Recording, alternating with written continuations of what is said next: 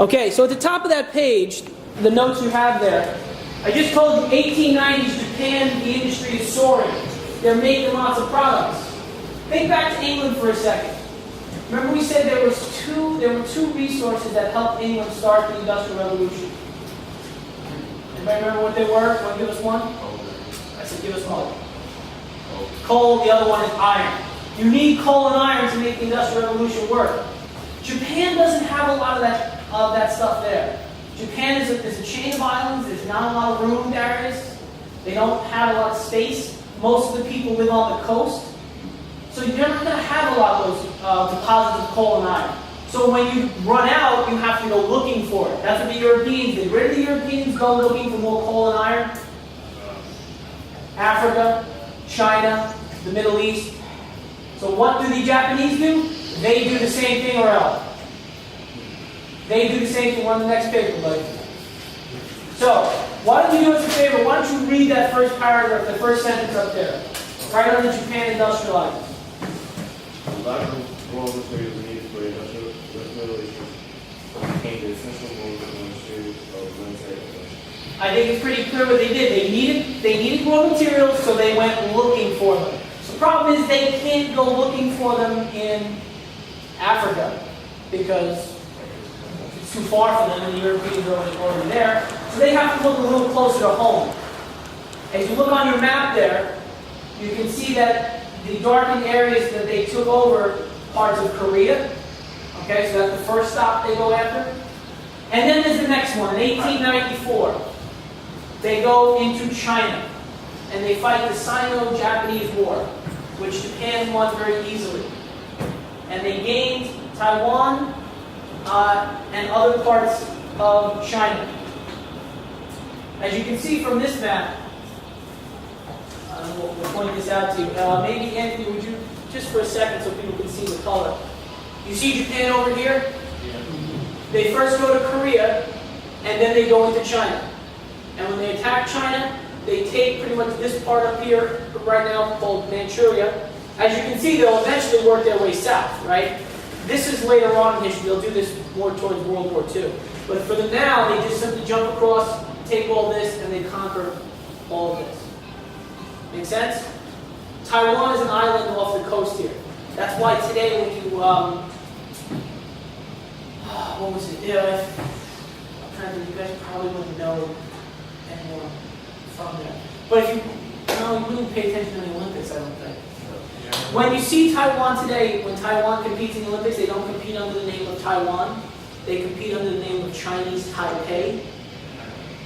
And that's because part of the deal between them and China is that China thinks it should be part of China. Taiwan wants to be independent. So they've kind of broken the peace. The Chinese leave them alone as long as they promise not to use the name Taiwan or Formosa, so they use this name of Chinese Taipei.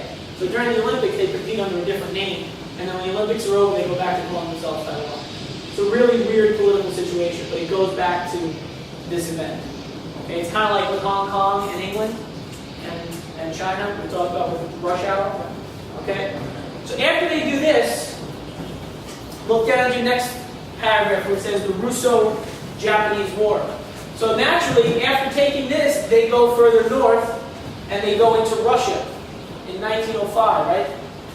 1904, and they fight a war known as the Russo-Japanese War, in which they defeat parts of they fight Russia. War comes to an end, they negotiate a peace, and as you can see, they get a little piece of land up here. So they're spreading out, and they're creating an empire to continue building their industry. This is the final result. In Asia, as you can see, they control all of Southeast Asia. They get lots of parts of China, Korea, and wait till I show you this map. Pardon me for a second. Everything in blue on the map there is under Japanese control by World War II. Huh? What part? Red part. All of this. I'm sorry, do you mean like that? Oh, that's Siam, that's Thailand. But all of this is under their, they're reaching out and grabbing all of this. Now notice a couple of things. Notice how close to Australia they are. Also, for those of you that don't know, This little speck over here, that's Hawaii. Now, if this map was flat, right, and we traveled this way, where would we wind up? We wind up over here. So as they were spreading out, they started to get closer and closer, and we started to take notice. And that's why in World War II, they attacked. They had all that before, or? They were adding, they kept adding. But what did they attack in World War II? Hawaii, Pearl Harbor. That's why they attacked us. Is they wanted to make sure that we weren't going to stop them from doing this. Well, they stopped us, and then we eventually stopped them. So they're creating space. They're creating space. Oh, they're not. They're taking land. They're creating colonies. They were actually putting people on the ground. Okay. So is everybody good on this? Okay. Do me a favor now in your notebooks. We're going to have a brand new clean page. Because that is going to take us right into our next topic. I'm going to switch slides. Notes for us for a second, because what Japan is doing there, building their empire, and they're pretty much going to be stuck there for now.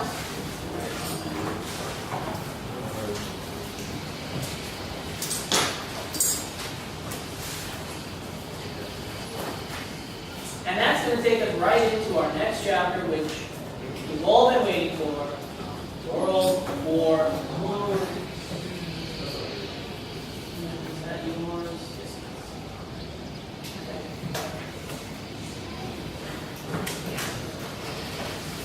And so now, gentlemen, we start our next chapter for World War I. So you might want a nice new page. You just simply write World War I. I'm handing back to you another map. This one that you can keep on your desk the whole time we talk about this, so you can see the different groups that were participating in World War I. I know you're probably sick of maps at this point. You're probably like, my God, Mr. VanBomel, you're killing all these trees. But I think it's important. You need to know where these places are, because it's a big part of what we're going to, especially in World War I, you need to know where these certain countries are.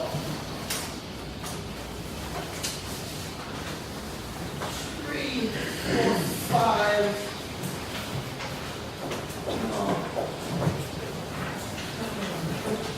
Trace.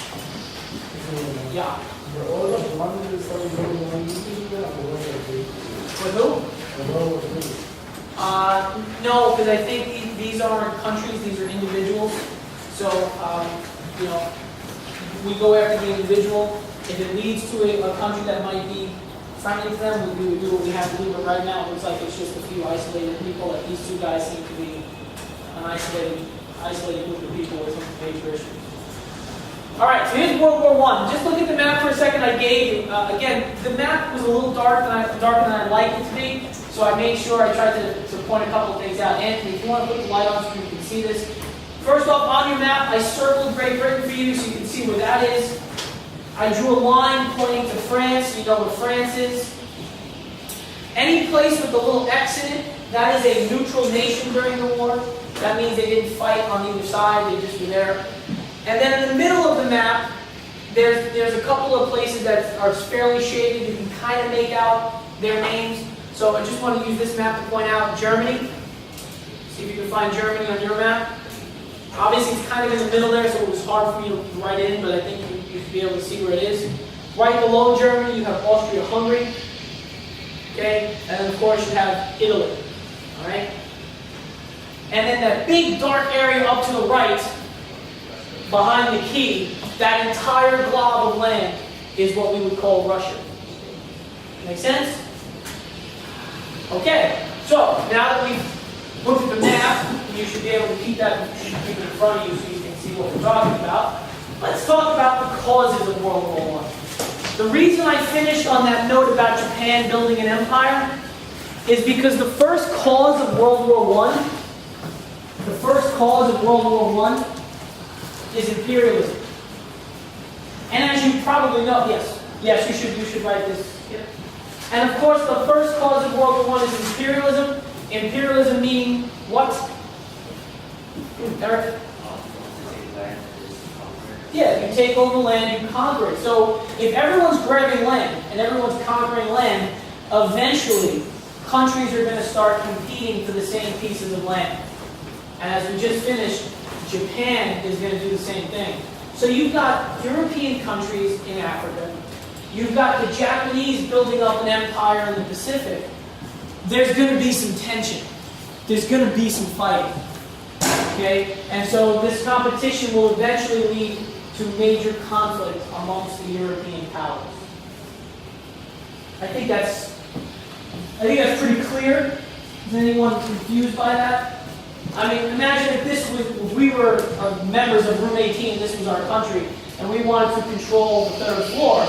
We would go over and take Room 21, we'd go down to Room 22, but then we get down to Figueroa, and Figueroa is not going to go down without a fight.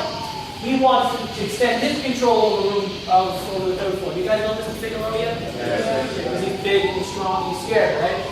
So he's going to start trying to take land as well. Eventually we're going to meet because we both want Room 19. And then we'll fight over Room 19. We will, of course, win. Because we have Lissandro. The Lissandros are super fucking. Because he can draw lots of weird things on your paper. Huh? Okay. I'm not going to go there because I like them. Alright, so we're all clear on clause number 1. Any questions about clause number 1? Remember, look at the map. All of those countries on that map are all the European countries that we saw in Africa, right? They're all grabbing land. Maybe not Russia, but everyone else is grabbing land. Yes, Mr. Sullivan. Dominic Pacheco. Come on down.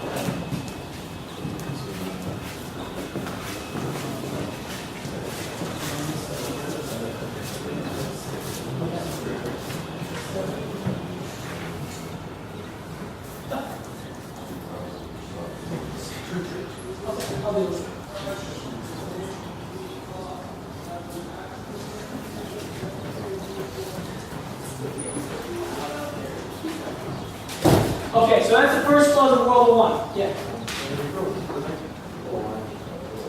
Those are the groups that they made. We're going to get into that in a second. Okay. I'll show you that on the map. Those are like the teams that they formed. So that's what they were called before the war. When the war started, they took different names. Clause number 2. Nationalism. What is the word? These are all words we've learned. That's why we had to talk about them earlier, and I said they would come into play later on. Kevin Ortega with nationalism. The feeling, the love for your country. Absolutely, love, pride in your country. I would say we're probably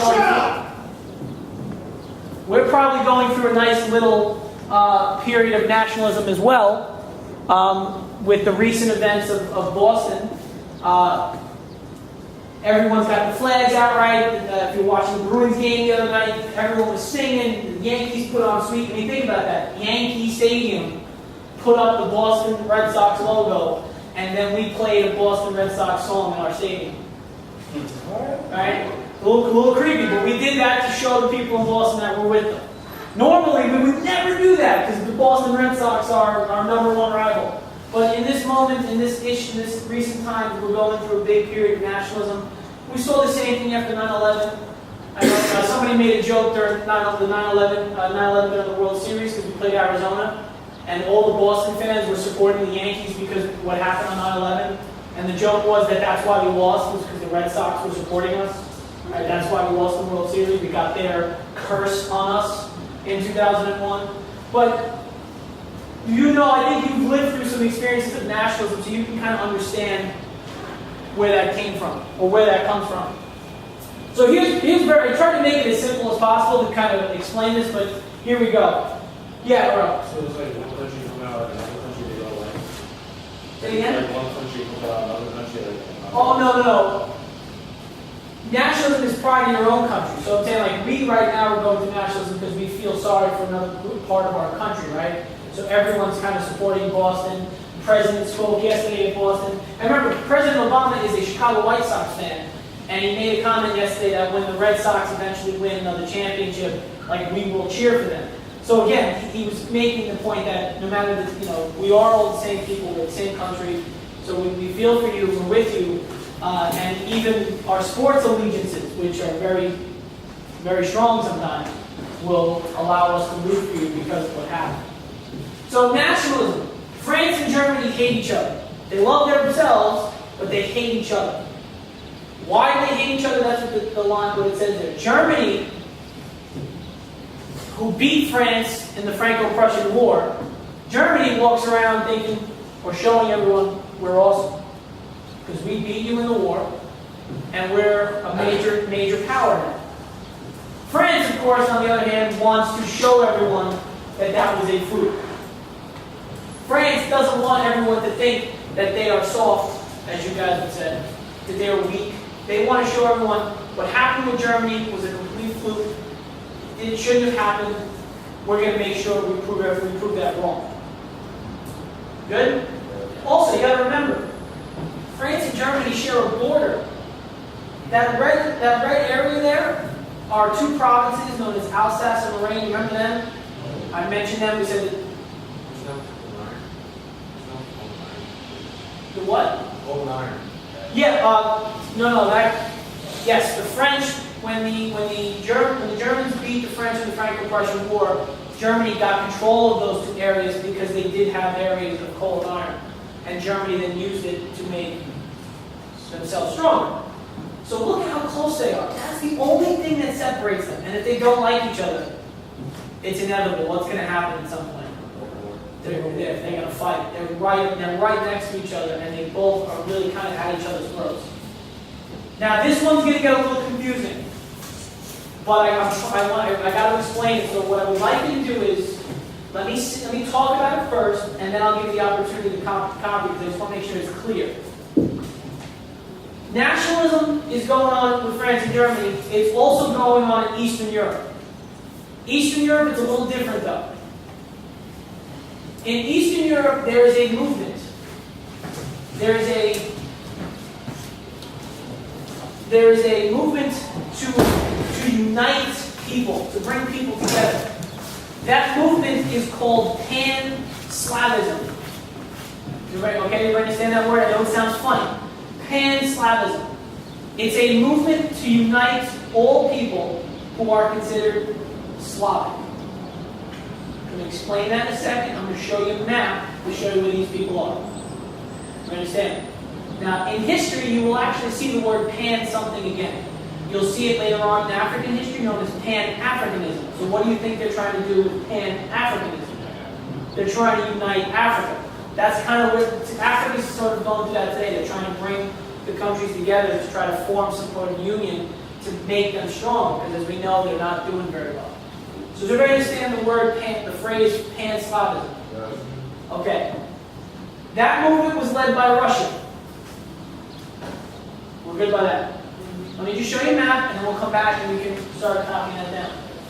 Now, Anthony, why don't you hit the light again for a second? Now, when I found this map, the reason I liked it was because anything that's black is water. All right, anything that's the dark black is water. So this, okay, not this. I know this is actually a different color. To you, it may look black, but it's not. But we understand this is a map of Europe, right? All of the green that you see, this is actually like a darker green. It doesn't look like it, but this area here, and all of this would be what we would call the Slavic people. So Pan-Slavism wants to unite all of these areas. That's a lot of land, right? Which area? All these areas that you see here, the green, and then I know it doesn't look like it, but this is also like a forest green. No, forest green. You said forest green. You keep making up things. Forest green. Navy green. What's navy green? I never heard that. Oh, you said navy green. What's navy green? So we're all clear on this map.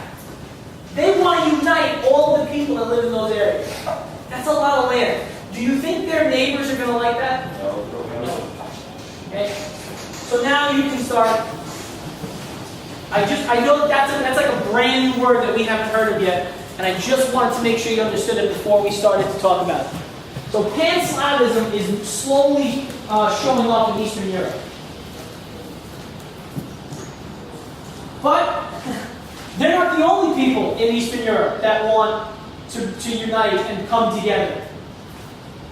Austria-Hungary and the Ottoman Empire are also dealing with groups of people trying to gain independence and trying to come together. So Eastern Europe is just this big mix of different cultures.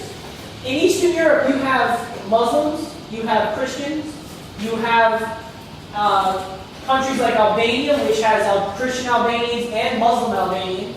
All right, you have Bosnians, Serbians, Croats, who to us we all think they're the same and they're not. So you have all of these different groups that just want to be free and independent. But I think you understand, is that really possible? Is there enough land to go around? No. And so eventually, they're going to start fighting. And the fighting starts in 1912. In 1912, in this area known as the Balkans, all the different people start fighting for independence.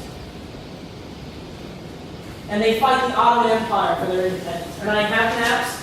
I'm going to put them up in a second. They're colored maps, so they'll hopefully illustrate this a lot better. Again, I don't have color printers, otherwise I'd make color maps. This is building up to it. This is building up to the war. So they're fighting the Ottomans for independence. And once they fight the Ottomans for independence, then they start fighting each other in 1913.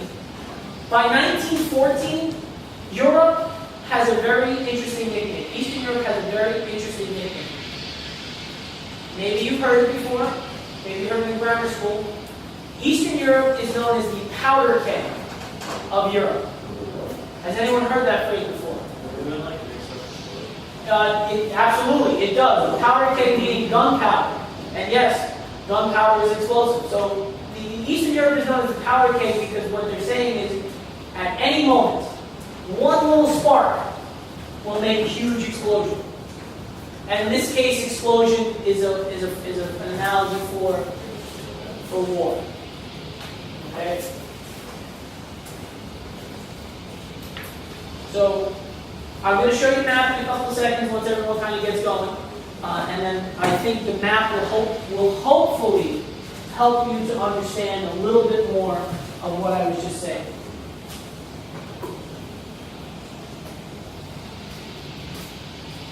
Okay, so you can catch up on that. And then, like I said, the map, I think, will do a really good job of helping you to understand what we were speaking about. And that's predominantly why, gentlemen, I give you these maps, because we're going to start naming some places that you probably never heard of before, and you need to know where they are. By the way, we bring it up. Who knows? You didn't bring it up. Who brought it up before about the Darius? Did you ask about it? No. Somebody said before about the two suspects in the bombing, and you said about where they were from. Russia. They're from a part of Eastern Europe known as Chechnya. And it's a great segue. This place that they're apparently from, Chechnya, is one of these places that wants to be free, and the Russian government doesn't want it to be free. And so a lot of these people from Chechnya have to leave because there's a lot of fighting. And we believe that these two guys, apparently, the last I heard, is that they might be Chechen refugees. And so they're here, getting away from what's going on back home, because there's a lot of fighting. And so why they did what they did, we don't know yet, but they came from this part of the world where there is still intense fighting even to this day. There's a lot of fighting even to this day over land, religion, and I think you can see that sometimes drives people to do some pretty crazy things, and that's what we think. That's where we think these two guys came from. It was from that part of the world. So back then, it was a powder keg, and I would say today it's probably a powder keg, as I think we found out firsthand this week. Okay. Is everybody good on this slide? I know there's a lot there, although not really a lot, but I know for some of your little hands it's a lot. So as soon as everyone's good, Sandra, you good? Who else is right over there? Okay, I'll see you. Okay. And if you, whatever you missed, I'm going to be careful. Can you get loud out there? So, Yeah, there's two people standing outside of the room. That's right. you can sit back and watch the show. except when he yells at me. We're good? All right, let me just show you the map of.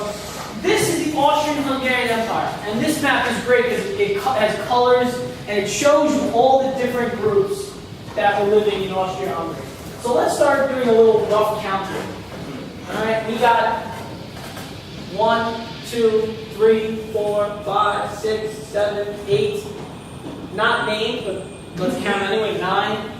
We have 10, 11, 12, 13 from this map alone. And I'm telling you, this map probably isn't counting every single different group of people that are in there. Yes, but at this point, it's all under this title. So they might be Hungarian, but they're all part of the same empire. And they're all, and then notice this too. There are Germans living here. There's Germany. What do you think eventually the Germans are going to want to do? Anthony? Yeah, they're going to want this at some point. Why not make that part of Germany if there's Germans living there? The Italians will probably say, Darius, why can't we be part of Italy? So you're going to see these groups eventually going to start clashing, and they start clashing with each other in 1912, 1913, and 1914.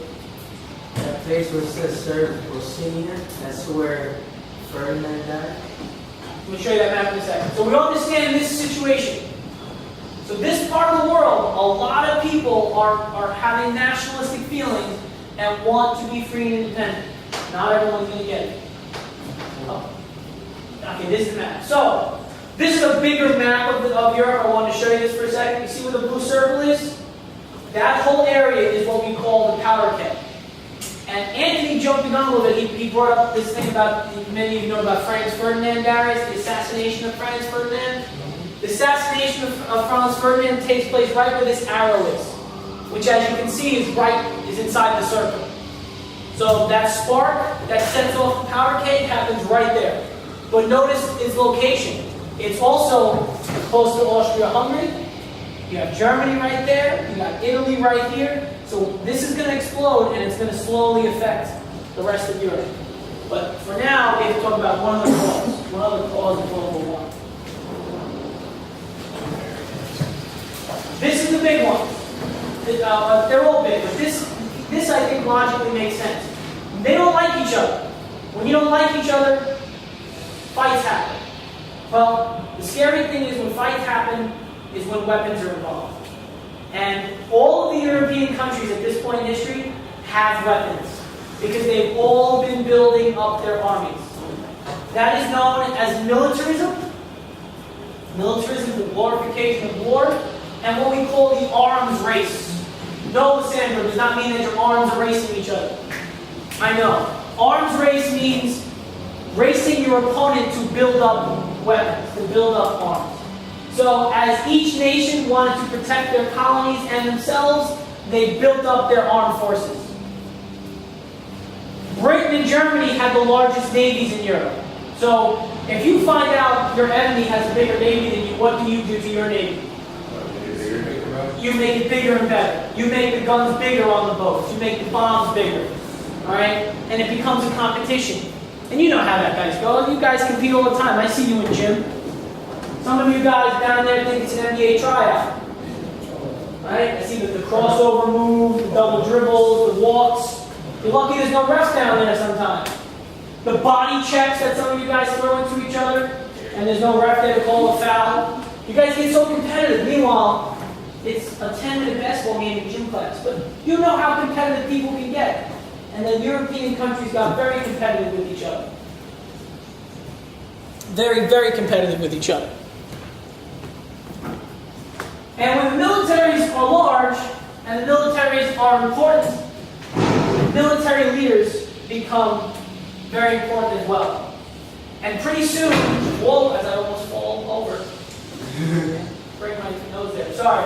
As militaries start to grow, military leaders start to become extremely important.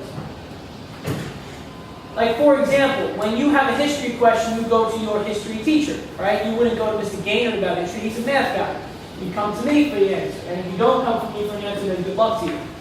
You go to the people that know, that have the knowledge about what you want to find out.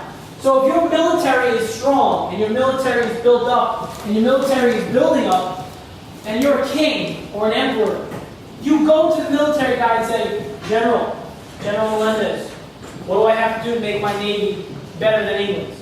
And you will say, you have to do this, this, and this. So now, who am I listening to all the time? God help us, who am I listening to? General Melendez, right? And very soon, military leaders become really important. And military leaders start really getting a lot of power. They get money, they're getting money from the governments, they're building up their bombs, their weapons.